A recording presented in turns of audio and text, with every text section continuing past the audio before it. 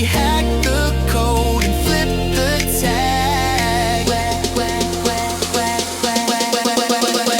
Where cliches come to retire. Drop that beat, turn down to fire. Say what's real, make fears take a seat. Unconventional wisdom, dancing on your feet. Hey.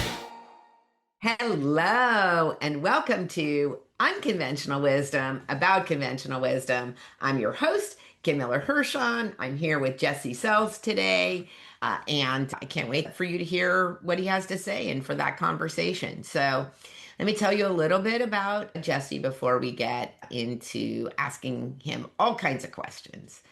So he is the co-founder and chief operating officer of Impact Growth Capital, where he manages the daily operations of a diverse portfolio of properties and companies. With a strong passion for creating meaningful change, Jesse connects strategic vision with concrete results. His focus ensures that each project not only achieves its goals, but positively impacts community and the wider market. So, welcome, Jesse. Yeah, thanks, Kim, for having me. Absolutely. All right. So, before we get into a little bit more of your business and your success story, tell us a little bit about how you grew up. Yeah, so going way back, huh? So I grew up a red mud baby based out of Oklahoma. On the poorer end, we at certain points we didn't have running water. One story I like to tell is as a kid we would take baths in the horse trough, right? My dad would put a little fire underneath it, which is fine until you got too close to the middle as a kid and you just burn your buns off there. So yeah, did that. Moved to Texas, grew up in Texas, Austin area. I joined the military, spent my 20s in the military, doing military intelligence. Fortunate enough to be picked up by special operations. Spent a lot of fun years overseas in the Middle East, spoke Arabic, drank a lot of tea. My job was what's called foreign internal defense. So working with foreign diplomats, generals, anything to kind of get them to take care of their own problems and work together. So pretty unique kind of experience I had down there. And then after that, got out of the military and spent my 30s commercial real estate and kind of turned us as a private equity firm now, focused on affordable housing, talked about, right? Infrastructure, and then also AI. So, how do you think how you grew up really impacts what you do today? Absolutely. So my dad had this saying, he said, "We are poor, Jesse. We are not white trash. There's a difference." And I don't think I really understood what that meant as a kid, but it had this just mindset of we're not going to accept our position and we're going to keep moving forward. And I'll be honest, Kim, when we got out of the military and I started this company with my brother, I just wanted to make money. I just wanted that financial freedom. But then you see, like, holy cow, how much impact we can actually have. So that childhood of living a certain way and then having family members on food stamps and SNAP benefits and WIC and everything else, it really shaped how I view the world and how we as a society invest and make money and how much benefit we can have to each other. Right. And I do think it's interesting because I think often it is, I have to be in a helping profession and sacrifice for that because there is not a lot of financial reward often in those careers. Or I have to make money and forego any sort of community development or community concern, right? Or I just have to make enough money that I can give back. But I think what is so intriguing about what you are creating here is that you figured out a way to combine the two, right? Yeah, absolutely. And also, as a kid, I hated people that had money, right? If I saw somebody with a brand new truck, I was like, man, these punks, right? The show offs. And I think a lot of people have the stigma that making money is bad or evil. And I don't think that's true anymore. I think there's a way to have profits and purpose. And the more Right. money you can make is, I'm a capitalist at heart, and because now you can do more with it. Now I can pay for my nephews and nieces. I can go do things and give back to the community in different ways. So I think there's a way to do both, and it's not necessarily always a bad thing. And as a matter of fact, not only is it not a bad thing, but how incredible is it to be able to have an impact on either the people that you love who can use the help and or the causes that you care about, right? Yeah. Because I think there's both things are important. I do think it's important to volunteer your time in Hmm. the things that you care about. The reality is that policy is made around the table that, for the most part, you can only access if you are contributing financially, Yeah, right? 100%. Be the person at the table, Yes. Yeah, right? that's a fantastic point because if you want to make a change in the world, in order to have real impact, which impact's a funny word, by the way, I go to a lot of impact conferences and I'll see people that are doing solar panels and they're like, or impact. Like, that's great. But the single mom with four kids living in that home doesn't care about that, the solar panels. But you're right. If you want to really want to make a big change in the world, and that's changing those policies, at a local level, state level, or higher, right? You have to have a seat at the table. Yeah. Oh, look at that. We haven't even asked the first question. We're already into it. As we go through this, I think it's interesting to think about how much you really did change your life, right? From how Mhm. you grew up, which it sounds like just because you didn't have money. Well, I should ask it as a really as a question and not a statement, but I think just like money equals success, right? Mhm. That we have these preconceived notions of what that is. Poor equals misery, right? Interesting. That's the sort of conventional standard way that we think about that. And that is also not necessarily true. Yeah, not necessarily true at all.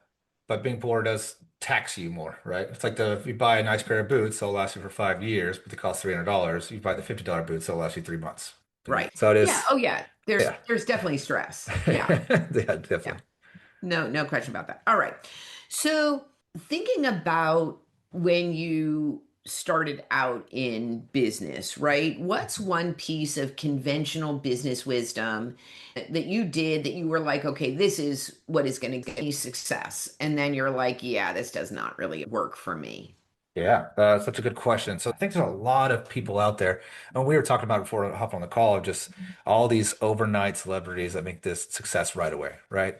And these coaches who can get you to be a millionaire in 60 days or something. And in my experience, and maybe I've been doing it wrong, Kim, I mean, it's just, it's not the There's case. always that possibility. Yeah. I think more people have the ability to be successful than they realize today, more than ever, but it's not going to be overnight. And it does take a lot of hard work. So, Yeah. yeah, it's the conventional wisdom that you can do it overnight is just not true to me. Yeah. And that is actually an interesting observation vis-a-vis the world in which we were living right now. I literally last year was at a meeting where somebody said, "Oh my God, my daughter posted something on TikTok and it went viral and it got over 1 million views," right? Famous And now. her daughter, by the way, is in college, right? Mm. And somebody said in that meeting, and this is a meeting of professionals, said, "Oh, maybe she should quit college and become an influencer." I was That's crazy. like, this is crazy talk. That's Like, crazy. yeah, Especially especially with social media like that. I see a lot of people try to be famous, and then if you do get it, then what happens? You can go away like that. People will become famous and their candle burns out really quickly. What's right. your fallback? Yeah. And yes, and I think what we do for entertainment value, you getting back, Jesse, to what you were talking about, as opposed to what we do to actually help people.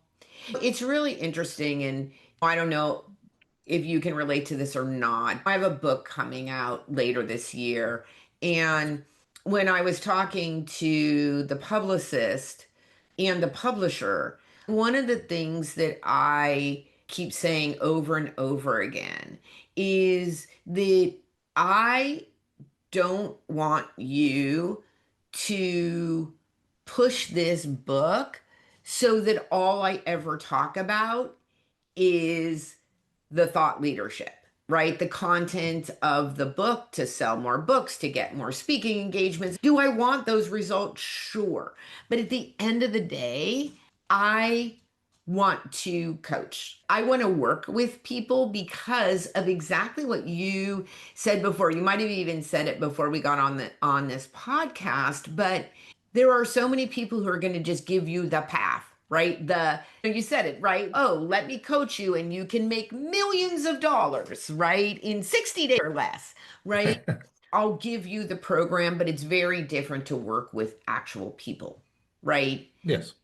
And to help them get the results that they are looking for. That same thing. Oh, and actually, it is a model. I think there are people out there, some very famous people who are thought leaders, and that's what they give to the world. And it's an incredible contribution. I just think that my contribution is that and actually helping people get there. Yeah. And taking the necessary required actions, right? That's right.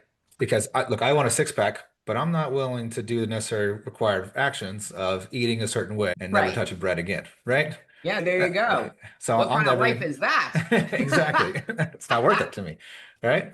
So I think that's where coaches come in and they guide you, but at the end of the day, you have to be able to be willing to do the work. That's right. Yeah. Yeah. And part of this podcast is really, I think, the value is showing people that there's actually a lot of ways to Mhm. get to success, right? Oh, 100%. There's not just one road. Yeah. So there is that too. All right. You have this successful company and you're helping a lot of people. Why don't you I think you weren't quite clear about the affordable housing piece. Why don't you say a little bit more about what your company does? Okay, yeah. When I got out of the military, I took my life savings. My brother and I we got together and was I think it was like $20,000, right? Not great savers. And 2, 3 years later, we owned about 70 million assets under management. So about almost 1,500 units. So we buy apartment complexes, mobile home parks, focus on affordable housing. That could be workforce housing. And then what we do is we partner with nonprofits, with different organizations to actually provide mental health services to, again, that word impact, right? And that could be anything. One of my favorite stories when people ask me what we do for the impact is a bus stop. We had this apartment complex in Fort Worth. The elementary school was a few blocks away, so it was too close for the bus to stop. This is lower income, so a lot of the parents are out of the house at 6 a.m. So these kids are walking themselves to school. So if it's too hot, too cold, rainy, they don't go to school, which now the that school's rating goes down because, right? Because the kids aren't showing up to school, not testing as well.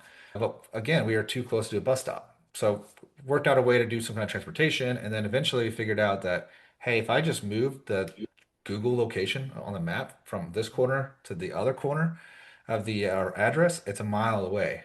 So now the bus would actually come pick up the kids. And all of a sudden, guess what? The school rating went up in Fort Worth ISD when every other school district, every other school in that district went down. So it's a lot you can do. And you just got to be creative and kind of do the legwork to figure out how to do it. Yeah. Okay, thank you for telling. And also, too, I just want to clarify when just because some of our listeners are not from the US, Mhm. that when you talked before about food stamps and WIC and those sorts of things, so those are our social services, right? It's how you get Right. food and services if you can't pay for them privately. So those are all Yeah. government programs. Yeah. Okay. Thank you. Yeah. So you've created this successful portfolio of real estate. What on people think people assume that you've got figured out that behind the scenes you are still wrestling with? Oh, a big one that I'm sure we'll talk about later on too is this imposter syndrome. In the beginning, it's who am I? I'm just a idiot military guy, right? An airman to do all these big commercial projects. And then you get to the point where, okay, I can do this. And then there's always a next step. There's always a next step of leveling up, and it's different. The problems don't go away, right? It's not a bug, it's a feature. Uh, they'll always be there. And how about you as a leader? Because I'm sure you've got a number of people in your organization. What Mhm. is what are the challenging things about that in particular? Yeah, so I'm passionate about leadership. The military had some really great leaders, some really terrible leaders. And then the military is, especially special operations, is really good about training people to be leaders. And then you get out in civilian world, normal life, right? And then all of a sudden it's not the case, right? There is no, at least I haven't seen any like leadership courses or massive commercial institutions like that. So for me, a good leader is somebody that provides you the support that you need, right? It's bespoke. It is what Jesse needs, it's what Kim needs. A bad leader is somebody that only has one way to lead, That's right? right. Yeah. So when you scale that up, at one point we had almost 100 employees. So in order to be a good leader, this is just my opinion and what worked best for me is being very clear what our left and right limits were. This is the goal, this is what we all want to do, and then allowing each leader down the line to be able to make choices within those limits and then supporting them how they need to be supported. I've had some people that I have to call twice a day, right? Because I need that support. And other people that do not talk to me, right? Just stay out of my hair. Everything's working. Great.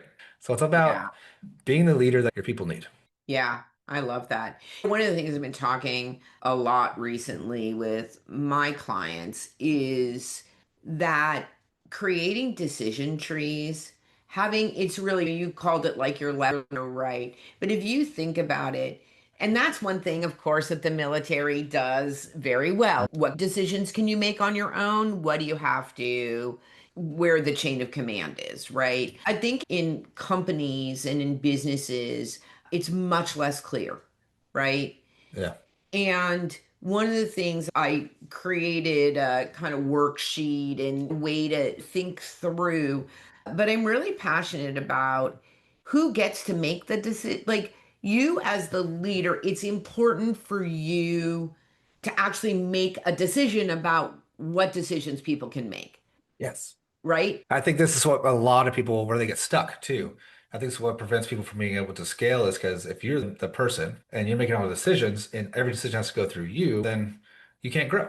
That's right. And it's hard to give that up.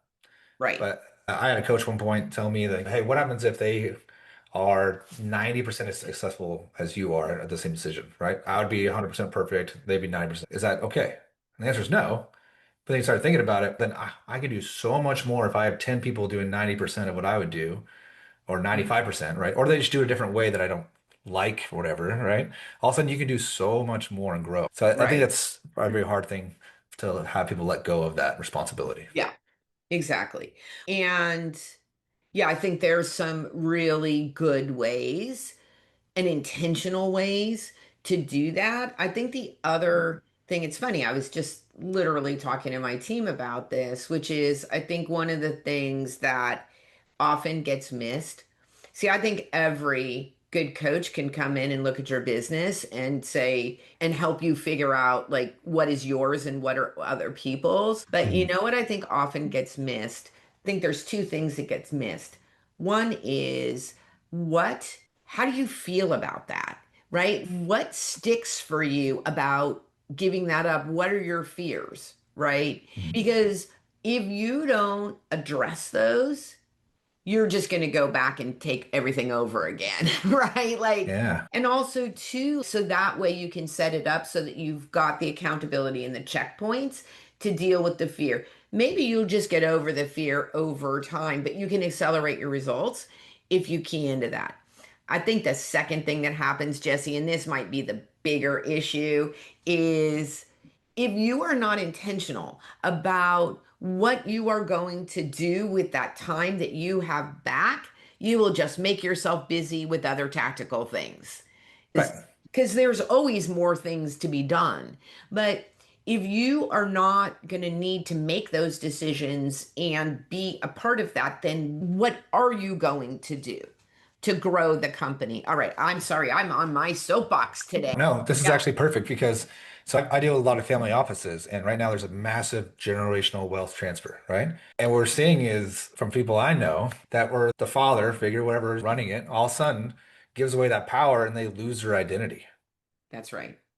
All right. So if your identity is stuck as the decision maker, then you can't let go of that identity, That's whether it's a right. family office or your business, then you're gonna keep Right. trying to claw it back. You know what I mean? That's right, exactly. And because nobody ever asked you the question in that way, it Mhm. feels more about control and a whole lot of things. But identity is a very different, that's a very different challenge to solve, an inquiry, right? To get Yeah. curious about, than the very tactical, these are my decisions to make, these are your decisions to make, right? And Yeah.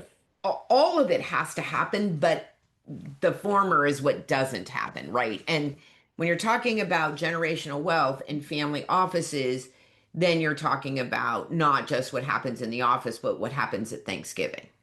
And that's a whole different aspect of it. That's right. Yep. Yep. Exactly. So, yeah, yeah, it's complicated. These humans, we are complicated. 100%. Yeah. Yeah. All right. What is it do you think that you have had to unlearn in order to become the leader that you are today? I think, especially in the military, everything's got to be perfect, right? And this Ah, world, it's messy, right? And I'm a big proponent of build the plane while in the air, right? You're never going to know everything. I see so many people that are afraid to move because they just need a little more detail, need a little more detail, and then you'll never move. right. So it's Mhm. scary. It can suck. Yeah. You're going to make mistakes, but to think it's important to just keep moving forward no matter what. Okay. So, what hill are you going to, in terms of your leadership, what hill are you going to die on? Oh, what hill am I going to die on? Yeah. Let's see. Okay, what hill am I going to die on? What's the one place where you won't compromise your what you believe? As far as leadership goes, I think one hill I would die on is I think it's okay as a leader to stay in some details. I think if you have something that you're passionate about and it brings you joy. So I think sometimes you get pulled so far back that you're stuck doing all this admin. Hey, there's a fire, I need you over here. And that's not fun. And if you lose your passion for what you're doing, you know what I mean? What's the point? So Right. that's a hill I'll die on. That it is okay to get in the nitty-gritty every once in a while if that's something you're passionate about and that'll help move you forward as a business, as a company, as a family, or anything else in the world. Yeah, I love that. I think that is really true, right? As the leader of a company, have you given yourself actually a job that you enjoy, And I think right? it's easy to get pushed so far back that everybody else is doing the stuff that originally started because the passion that was in it. And then all of a sudden now it's Right. doing the dirty work. Yeah. Yeah.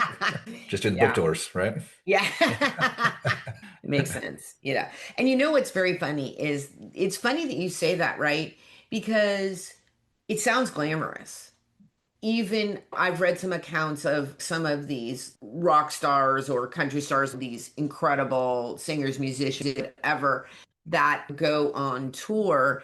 And just it's very glamorous on the outside and Mhm. what it means to live on the road for long periods of time is a different reality. Yep, that's what I'm feeling right now. Yeah. So yeah, I just got back from Miami and I on purpose took a few days beforehand and flew out my girlfriend, my significant other with me to be a mini vacation because I was telling her, I was like, I've been to Miami like probably 15 times and I don't know the last time I've seen Miami. It's just a hotel room and conference. Yeah, which is a lot of energy to just sit there and network for 8 a.m. to midnight every day. Yeah. Yes, it Yeah. is, right? Yes, And it may be valuable and all the things, but it does not, but there's a cost, right? there There's a is. cost Yeah. to it. Yeah. Okay. What's one unconventional habit or mindset shift that's helped you grow this business? Yeah, so I'm not very spiritual, or I'm becoming more and more spiritual, but I read a book, The 5 a.m. Club, right? It talks about you get up in the morning, you work out, you study every day. So I do that. I study every day for at least 30 minutes, so I can make sure that I'm always on top of what we're doing, what's going on in the market. And then also I meditate for 30 minutes a day, and I just really focus on what's going to move the needle the most. Like you talked about earlier, Kim, right? It's the 80-20. If you want to do the Pareto principle, right? What's the 80% the most important thing to focus on? And let's set my day up accordingly so that I know I'm not going to get stuck with this surface tension, this all these things that keep popping Right. up, and I don't actually get the stuff that really needs to get done.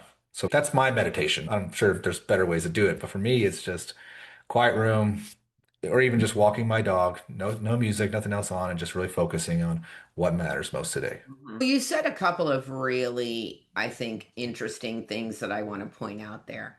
The Okay. first of which is the exact one. And listen, there might be listeners out there who are meditation teachers who might disagree with us, and that's okay. Mhm. But I think that there is this idea that the only way that we can meditate is to sit in a dark room with, Mm. in lotus position, Incense burning. incense burning. And I think that you said something I think so powerful, which is I can set an intention and go out and walk my dog or fill in the blank, right? I can go Mhm. out and take a walk. I can walk in nature. I can put myself in a meditative state.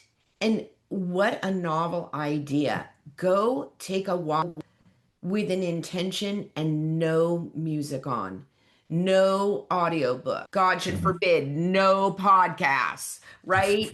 No, nothing in your ears, but just an intention, right? Yeah. And I'm going to say, at least in my opinion, that you get to count that as meditation, Yeah, right? just be truly present, right? That's why it was taught to me if you're going for a walk, you're focusing on the colors, the sound, how your foot moves, everything else, and be truly present in the moment. And then, it really, for me, it just really helps me center and just, okay, I'm ready to take on the day. That's right. And one thing I will also mention, because I do think it's super relevant here and super important about what you talked about, is that most of us are quite reactive in our days, right? And you can set whatever intention you want. You can say what your priorities are. But here is the reality, friends. The reality is look at your calendar Yeah. because how you spend your time in your day is your priority, period. Yes.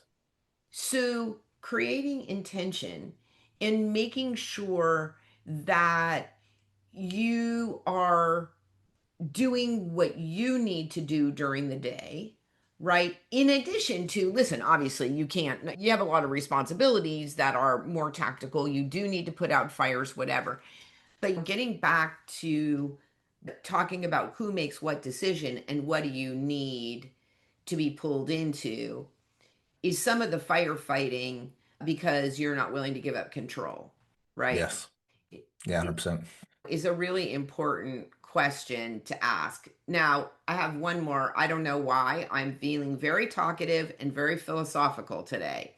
I love it. But the one other thing that I would add to this is that I do agree with a lot of the gurus out there who say, listen, don't come to me with a problem, come to me with a solution. Love that, right? Empowering people. Mhm. I'm going to add two things.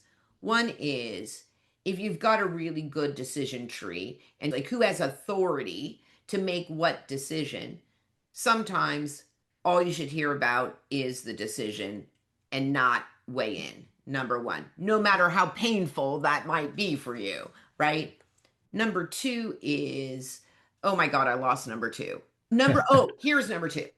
I found it.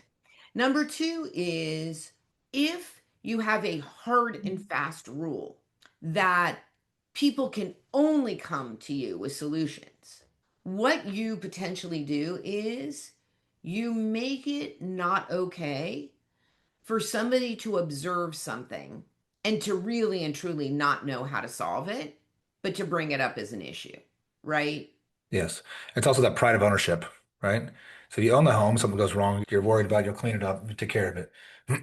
So if you own the problem at whatever level, now you have that pride of ownership of this is my role. I'm not just going to be a person in between. So I think it's important to give people the responsibility to feel like they Right. can be that way. At least I would never want to work for somebody where I don't feel like I have any say so on what's going on, right? Right. And it's very different to say, just in the same way as what you just said, I'm coming to you, Jesse. I own this problem. I don't need you to solve it for me. I have gotten all this different input. I'm really not sure how to solve it. And Hmm. I'd like your input, right? Is very different than saying, let me lay this problem at your feet and you solve it. Right. Yeah, 100%. Yeah. At one point, we had our own property management company, and boy, howdy, do we have a lot of problems. And so it's something I kept drilling into people's head is, what are you going to do about it? You tell me, because there's always something going on in different places and different businesses, different properties, and You have to give them that pride of ownership. And then after a while, it was amazing. I got less and less phone calls because people would just take care of it and then just, hey, quick text. This is what's happening. Cool. Thanks. Yeah. Love Yeah. that. Or just watch your perspective, right? Because at every level, we have different perspectives of how things should be done or and different decisions should be made. So it's just different viewpoints. Right. Yeah. All right. Well, you mentioned it before, so now we're going to really get to it, which is about imposter syndrome. So, Mhm. talk to me a little bit if in this iteration of Jesse, you're going to feel imposter syndrome. What's the circumstance that's going to come up that you're going to have that sort of little bit of lack of confidence or do I belong here? And then what do you do about it Today?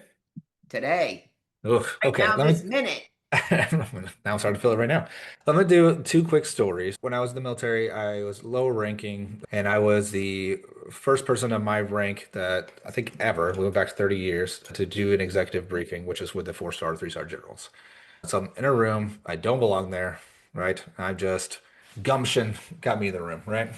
So gave the briefing, and then the questions that I'm shaking like a leaf, because these are very powerful people, right? This is making decisions around the whole world. And I quickly learned that they're just people, right?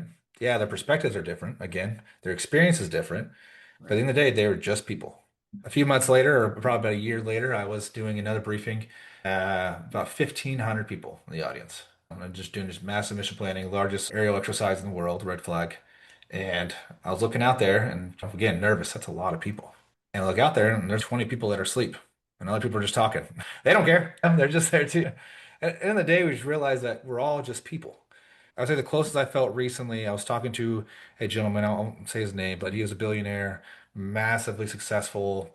If I told you the companies he, about five of his exits, you know, just off the top of your head. And I got a little nervous talking to him, right? But then I realized that, again, I just kept coming back to this, that we're just people. So instead of talking about that, this is my little trick to do this is find the human, right? Talk to the human. And that's what people want anyways. The wealthier you are, everybody knows you're wealthy, and everybody that wants to talk to you wants your money. So in the Middle East, there's a custom where it's 3 glasses of tea was our rule, right? So you have 3 glasses of tea with them before you mention anything about business. You have to talk about family, friends, what they're doing for vacation. Just make a real human connection first before you start focusing on the symbol of the person. You know what I mean? That's my trick to get past the imposter syndrome now is let me meet the human before we start talking about money or business or anything else. I love that. First of all, I think that's good. The only thing I would say, just from my point of view, is that Yeah. you got to read, you got to be able to read the person as to when it's time to move on and how warm and fuzzy they are, right? Like, Oh yeah. If they're from New York, we gotta go quick. yeah, there you go. Yeah. Yeah. Or where you are around the world, because I think you make a Yeah. really good, like, I think culturally it is very important Mhm. to stick within the terms of that culture, even if you're doing business like in the US, but somebody is from a different country and they have different norms. It's worth figuring that out before you walk in the room. Yes. So we have a couple of virtual assistants out of the Philippines and India. And the Philippine culture, they don't want to, it's very about safe face, right? So they don't want to say they're wrong. They don't want to say they messed up. So, which means that they don't tell you about it, you find out later on, right? So it is important. That's a great point, Kim, that we have to focus on what their cultural differences. And even in America, there's tons of different cultures, different backgrounds, and just kind of understand and meet people where they're at. I think that's be the way to look at it. Yeah, What does that love person need? that. Yeah. Yeah. And that's actually a great last sentiment.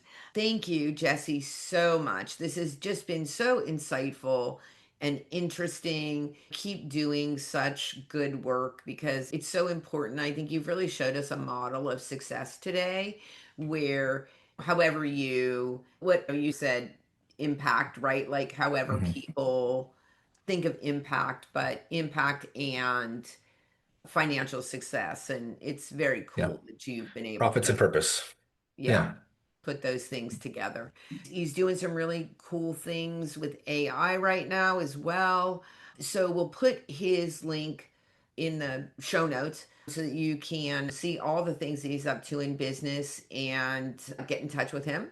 And for me, I would just love for you to subscribe to my newsletter. If you want to talk a little bit more about what some of these issues are. It's once a week, it's quick, it's impactful, it always gives you an action to take, and then we are over and out, right? So please do that and go out there and be a better human. Where cliches come to retire.